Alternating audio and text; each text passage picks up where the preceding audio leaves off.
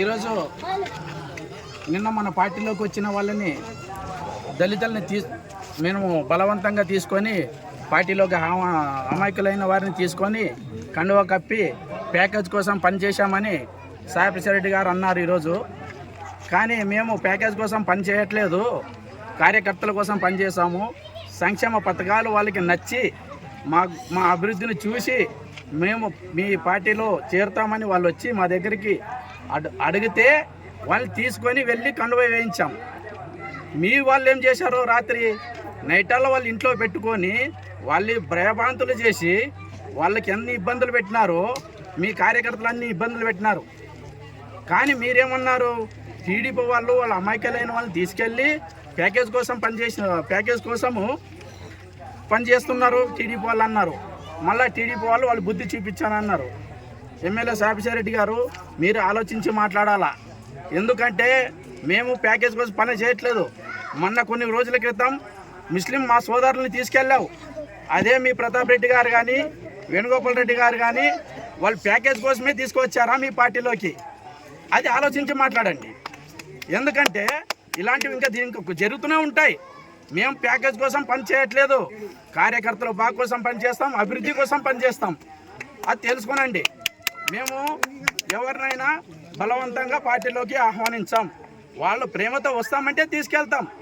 ఈరోజు వచ్చి మీ పార్టీలో చేరిండొచ్చు, మేము వాళ్ళని భయభ్రాంతులు చేయం.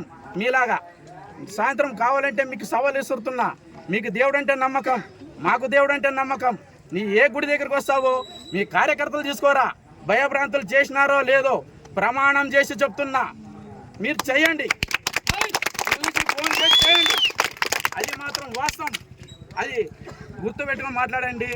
ఇంతటితో సెలవు తీసుకుంటున్నాను.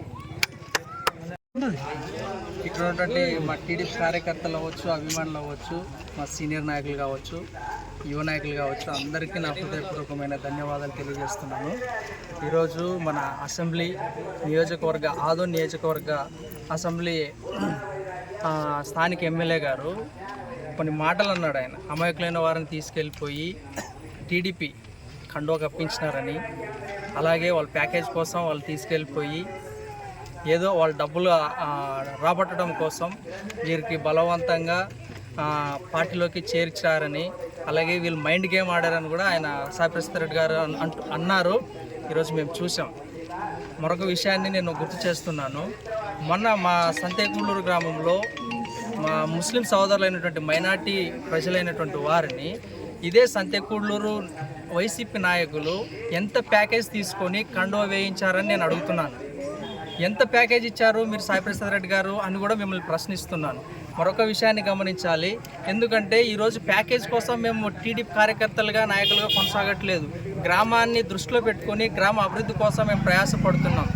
మా యొక్క పథకాలు వారు గుర్తెరిగి ఆ పథకాల కోసమే ఈ డెవలప్మెంట్ టీడీపీ పార్టీ ద్వారానే, టీడీపీ ప్రభుత్వం ద్వారానే జరుగుతుందని గుర్తు చేసుకున్నారు. వాళ్ళు నైట్ అంతా మా నాయకుల దగ్గరకు వచ్చి ఆ మాల సహోదరులు, దళిత సహోదరులు, మేము మీ పార్టీలోకి వస్తాం, మీ పార్టీ అంటే మాకు కొంచెం నమ్మకం కలుగుతుంది అభివృద్ధి విషయంలో అని నైట్ అంతా మా నాయకుల దగ్గర, ఇక్కడ ఉన్నటువంటి మల్లెన్న కావచ్చు, కేశప్పన్న కావచ్చు, వీరి దగ్గర వారు కూర్చొని సుమారు గంటన్నర చర్చలు జరిపిన తర్వాతనే మీరు ఒకవేళ మా పార్టీలోకి వచ్చి కండువా వేసుకున్న తర్వాత ఎందుకంటే మీరు రెడ్డిల దగ్గరే మీరు పొలాలు చేస్తుంటారు, వాళ్ళ దగ్గర కౌలు రైతులుగా కొనసాగుతున్నారు కాబట్టి మళ్ళా వాళ్ళు మిమ్మల్ని భయభ్రాంతులకు గురి చేసి పార్టీ తరఫున మిమ్మల్ని ఆహ్వానించవచ్చు, మళ్ళీ వైసీపీ కండువా కప్పొచ్చు అని మా వాళ్ళు ప్రశ్నించినా లేదు మేము కండువా ఎట్టి పరిస్థితుల్లో కప్పుకోమని తెలియజేశారు.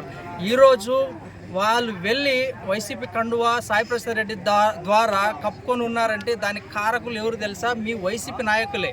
ఎందుకంటే నైట్ అంతా వాళ్ళకు నిద్ర పట్టలేదు.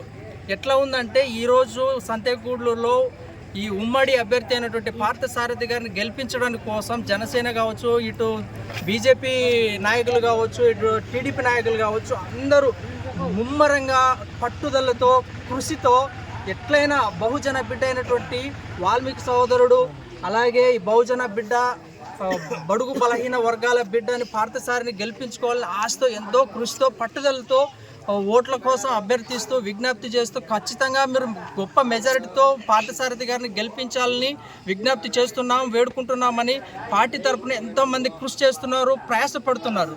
గమనించాలి సాయిప్రసాద్ రెడ్డి గారు, మీరు పెద్దలకు చెప్పేంత వివేచన జ్ఞానం మాకైతే లేదు, కానీ మీరు గ్రహించాలి. సంతేకూడూరులో టీడీపీ నాయకులకు ఉండే వాల్యూ ఎంత ఉందో ఒకసారి గమనించండి. అలాగే మీ వైసీపీ నాయకులకు ఉండే వాల్యూ ఎంత ఉందో ఒకసారి గమనించండి. సంతేకూడూరులో వాల్యూ ఎవరికి ఎక్కువ ఉందో ఒకసారి గమనించండి. ఈరోజు సంతేకూడూరు నాడిలో కావచ్చు, సంతేకూడూరు ప్రజల నాడిలో కావచ్చు, పార్థసారథి గారిని గెలిపించుకోవాలనే తపన వారిలో ఆ నాడిలో ప్రవహిస్తుంది బ్లడ్ ప్రెషర్గా. ఒకసారి గమనించండి. ఖచ్చితంగా పార్థసారథి గారిని గెలిపించుకోవాలనే తపనతోనే గ్రామ ప్రజలు ఉన్నారు. హక్కును వినియోగించుకోండి అని మీకోసం, ఓటు హక్కు కోసం ఎంత ఆయన ప్రయాసపడ్డాడు. ఆయన రౌండ్ టేబుల్ సమావేశంలో ఆనాడు కాంగ్రెస్ గవర్నమెంట్ను కూడా ఎంతగానో ప్రశ్నల ద్వారా సంధించి వారిని అతలకుతలం చేసేసి గాంధీని కావచ్చు, నెహ్రూని కావచ్చు, వల్లభాయ్ పటేల్ని కావచ్చు, ఈ యొక్క ఎన్నికల విధానం గురించి, అలాగే బడుగు బలహీన వర్గాల గురించి ఎంత ప్రయాసపడ్డాడు అంబేద్కర్ గారి గురించి మీరు తెలుసుకోండి. మాల సోదరులారా ఒకసారి గమనించండి. ఆనాడు పీశ్వ బ్రాహ్మణుల్ని 500 మంది, లక్షల కొలది ఉన్నటువంటి పీశ్వ బ్రాహ్మణులు 500 మంది ఎదుర్కొన్నారు. ఆ భీమ్ కోరేగావ్ యుద్ధాన్ని గురించి తలపించుకోండి, గుర్తు చేసుకోండి. ఈ మాల దళితులు అంటేనే పులులు, సింహాలని మనం చదువుతూ ఉంటాం, తెలుసుకున్నాం. దళితులు అంటే సింహాల మాదిరిగానే ఉండాలి, పులుల మాదిరిగానే ఉండాలి. ఎవరు బానిసలు తెలుసా? మేకలు మాత్రమే బలి ఇస్తారు, సింహాలను బలివ్వరు. సోదరులారా లేకపోతే లేకపోతే భూమిలో నుండి మొలిచే ఒక విత్తనం మాదిరిగా ఉంటారా? ఒకసారి గమనించండి. మీరు అణచివేయబడిన వారికి, దళిత్ అన్న పదానికి అణచివేయబడిన వారు, లేకపోతే అణగారిన వర్గానికి చెందిన వారని మిమ్మల్ని లేవనెత్తాలని టీడీపీ గవర్నమెంట్ ఏం చేసింది తెలుసా? దళితులను ఆదుకున్న పార్టీ టీడీపీ పార్టీ, స్పీకర్లు చేసిన పార్టీ టీడీపీ పార్టీ, మంత్రుల్ని అలాగే ఎమ్మెల్యేలను చేసింది టీడీపీ పార్టీ. గ్రహించండి. ఈరోజు అభివృద్ధి జరగాలంటే దళితులు కావచ్చు, బడుగు బలహీన వర్గాలు కావచ్చు, టీడీపీ ద్వారానే సాధ్యమవుతుంది. మాల సోదరులు గమనించాలి. మీ పైన మాకు ఎటువంటి విద్వేషాలు లేవు, ప్రేమతోనే చెప్తున్నాం. ఈ ప్రేమను మీరు అర్థం చేసుకోండి. ఎందుకంటే మిమ్మల్ని మీరు వచ్చి మేము స్వచ్ఛందంగానే పార్టీలో చేరుతాము, స్వచ్ఛందంగానే ముందుకు వెళ్తాం అంటేనే మిమ్మల్ని మేము ఆహ్వానించాం. మిమ్మల్ని బలవంతంగా మేము ఆహ్వానించలేదు పార్టీలోకి. మీరు వచ్చి మేము మీ పార్టీలోకి వస్తామంటేనే మీకేదో చిన్న చిన్న వివాదాలు ఉండొచ్చు 2 గ్రూపులుగా. ఆ 2 గ్రూపుల్లో మీరు వస్తామంటే మేము సాధారణంగానే ఆహ్వానించిన ప్రేమతోటి. మీరు గమనించి ఇకనైనా మేల్కోవాలని తెలియజేస్తున్నాను. మరొకసారి ఒక దళిత బిడ్డగా, దళిత పులులుగా ఉండాలనే మీకు హెచ్చరిస్తున్నాను. ఇంకా బానిసలుగా ఉండాలనుకుంటున్నారా, లేకపోతే తిరగబడే సింహాలుగా ఉండాలనుకుంటున్నారా? మీరు గుర్తించుకొని ముందు కొనసాగాలని, ఈ గ్రామ అభివృద్ధిని దృష్టిలో పెట్టుకొని ముందుకు కొనసాగాలని, ముందుకు వెళ్ళాలనే తెలియజేస్తూ ముగిస్తున్నాను. నా పేరు వీరేష్, టీడీపీ కార్యకర్త, ఒక అభిమానిగా.